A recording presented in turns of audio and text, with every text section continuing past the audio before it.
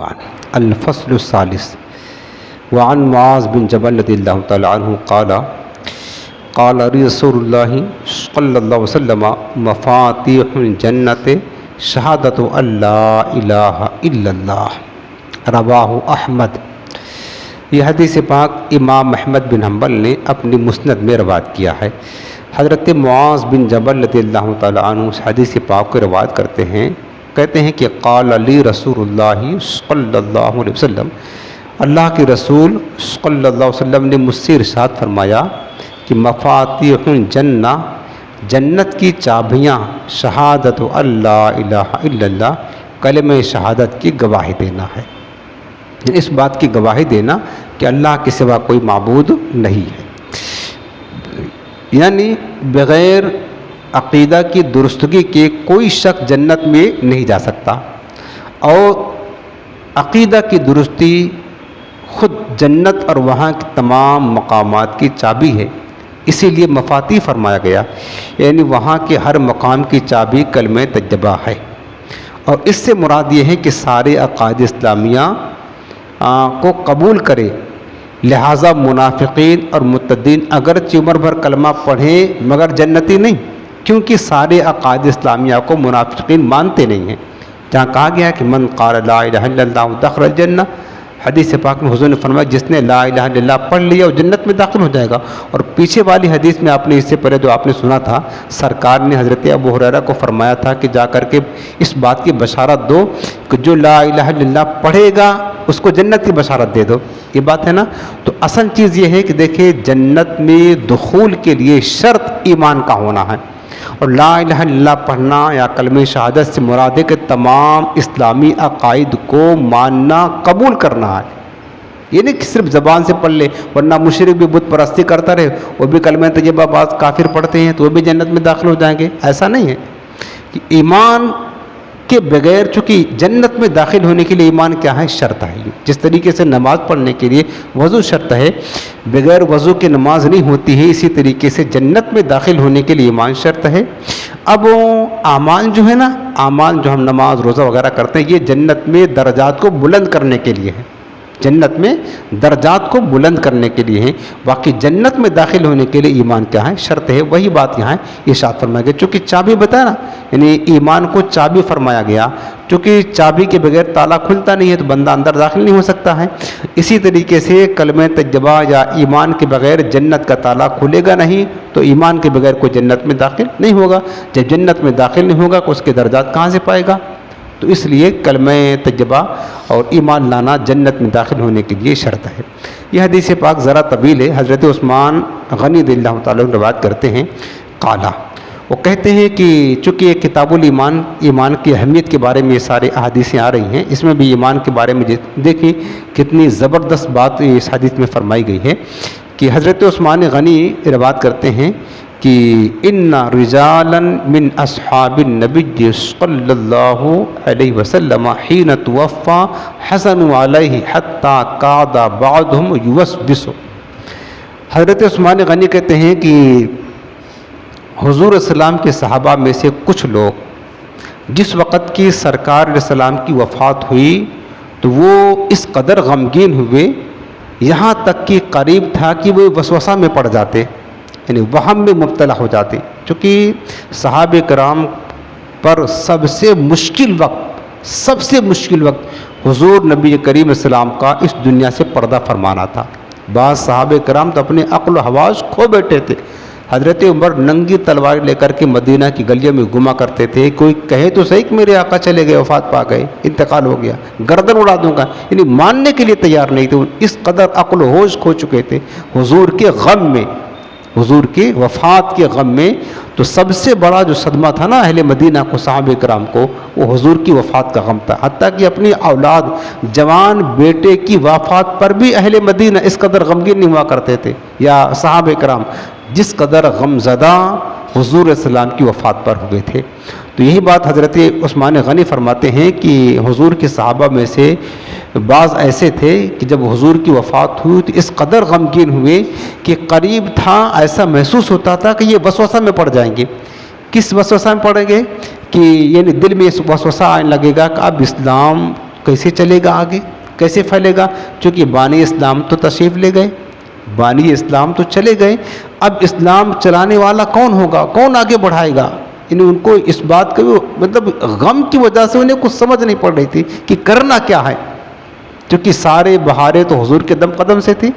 अब हुजूर चले गए तो फिर आगे किस तरीके से, जो सालाने काफिला का रुखसत हो जाए तो काफिला कैसे चलेगा? कश्ती चलाने वाला अगर बादबान ही जो है ना चला जाए तो कश्ती कैसे चलेगी? तो सहाबे कराम को ये फ़िक्र लायक हुई, उनके दिल में एक वसवसा आया कि इस्लाम कैसे बाकी रहेगा। तो हज़रत उस्मान गनी फरमाते हैं कि क़ाला उस्मान वकुन तो मिन हूँ, अब मैं भी इसी में से था कि मुझे भी ख़यालात आने लगे, यानी शिद्दत गम की वजह से इन अकल कुछ काम नहीं कर रही थी, ये कैफियत हो गई थी सहाबे कराम की। हज़रत उस्मान कहते हैं कि मेरा भी हाल यही था कि मेरे दिल में ख्याल आने लगा कि अब कैसे होगा, इस्लाम का निज़ाम कैसे कायम होगा, आगे कैसे चलेगा। फ़बैना आना जालिसुन मर्रा अलैया उमर वसल्लमा फ़लम अशउर बिही। हज़रत उस्मान कहते हैं कि मैं इसी कैफियत में बैठा हुआ था, गमज़दा, और ये सोच रहा था, ख़यालों में डूबा हुआ था कि इस्लाम का निज़ाम कैसे चलेगा। इतने में हज़रत उमर फ़ारूक आज़म मेरे पास से गुज़रे और उन्होंने मुझे सलाम किया, लेकिन मुझे महसूस ही ना हुआ, यानी मुझे पता ना चला, फ़लम अशउर भी कि कोई गुज़रा भी है, किसी ने सलाम भी किया है। मुझे इस बात का एहसास, जब इंसान किसी टेंशन में होता ना तो सामने पड़ी हुई चीज़ में उसको नज़र नहीं आती है।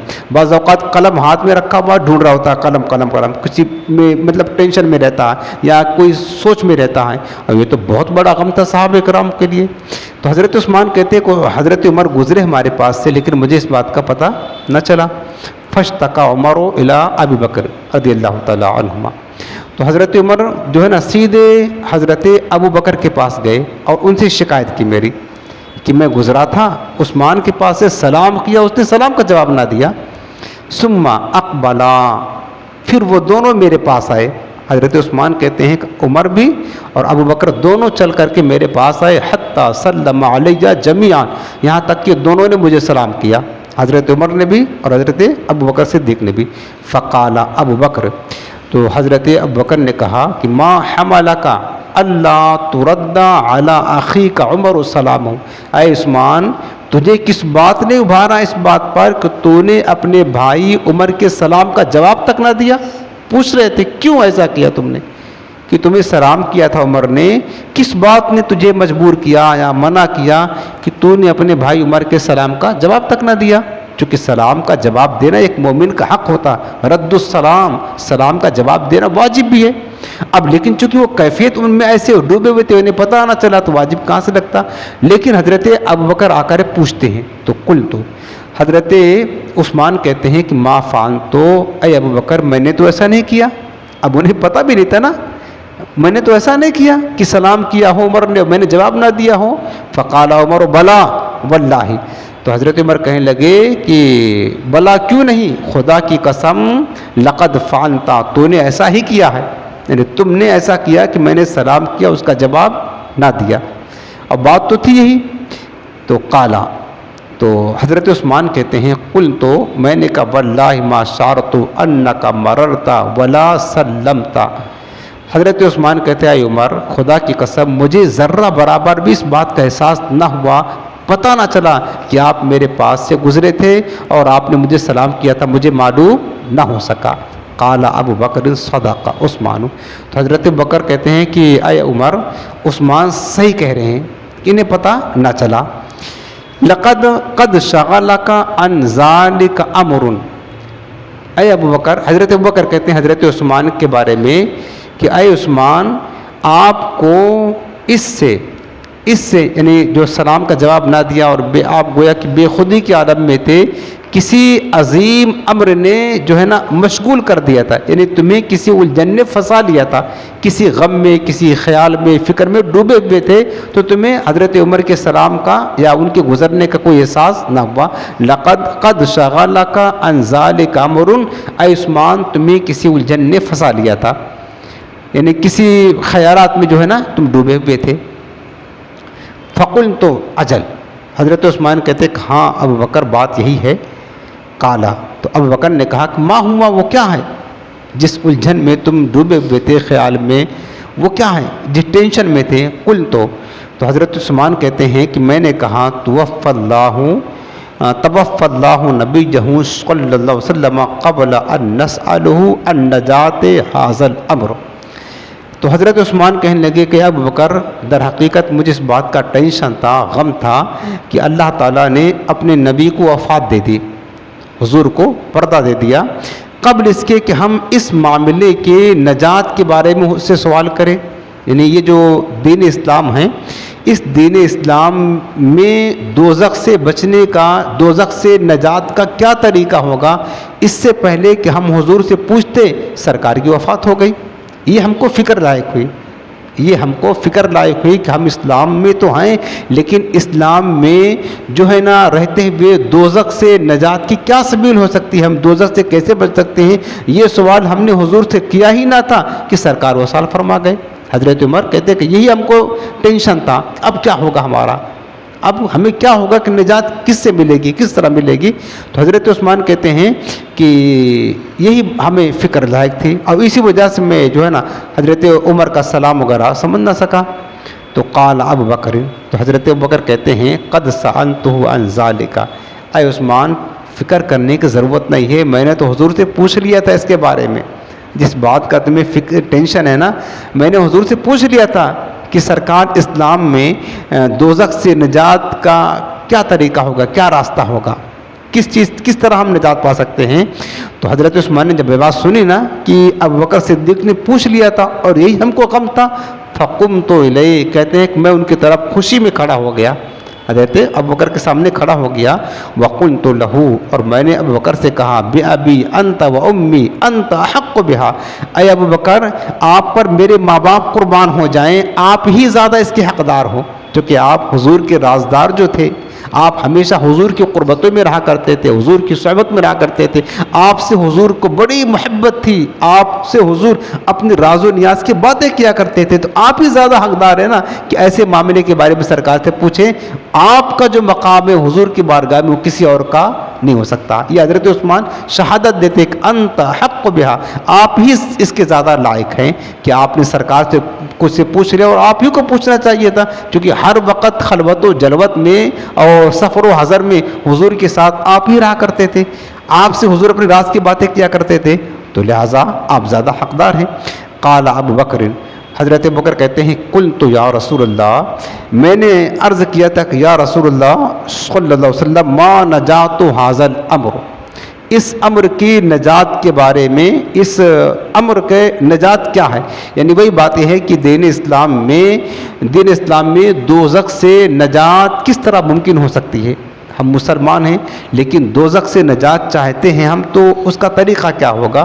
ما نجات ھذا الامر، یعنی حضرت بکر نے حضور سے پوچھا تھا کہ یا رسول اللہ اس چیز کی نجات کیسے ہوگی. فقال رسول اللہ صلی اللہ علیہ وسلم، تو حضور علیہ السلام نے فرمایا کہ من قبل. اب دیکھو ہم بھی مسلمان ہیں نا، ہمیں بھی تو یہ سوال کا جواب جاننا ہے کہ دوزخ سے نجات کیسے ممکن ہے ہمارے لیے.